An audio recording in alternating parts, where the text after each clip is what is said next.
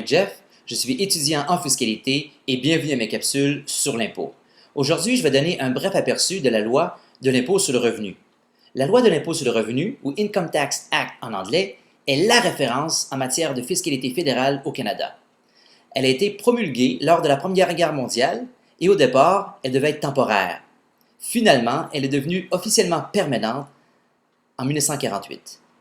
C'est un document qui fait au-dessus de 3000 pages en version papier. Donc, au lieu de l'imprimer, je vous conseille de le consulter directement sur le site du ministère de la Justice. Voici la structure de la loi. La loi est divisée en grandes catégories qu'on nomme parties. Ensuite, il y a les sections. Chaque partie contient plusieurs sections, comme par exemple la partie 1 en contient 11. La partie 1, intitulée Impôt sur le revenu, est de loin la plus importante. En fait, elle contient 70% de la loi. Chaque partie contient au moins un article, mais il y a beaucoup de variations. Par exemple, la partie 1.2, pose sur les prestations de sécurité de la vieillesse, a seulement un article, tandis que la partie 1 en a plus de 200, même si les articles vont de 1 à 262. Il y a en fait beaucoup plus d'articles.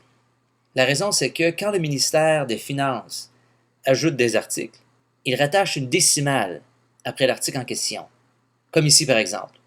Ensuite, la loi est subdivisée en paragraphes, alinéas, sous-alinéas, divisions et subdivisions.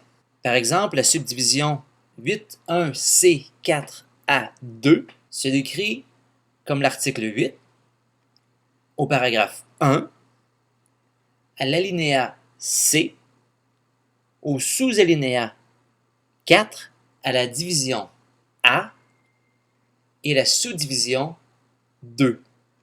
Qu'est-ce que ça peut bien être? Je vais vous laisser le plaisir de le découvrir par vous-même. Voilà ce qui met un terme à notre petite exploration. Merci d'avoir consulté cette capsule et à la prochaine!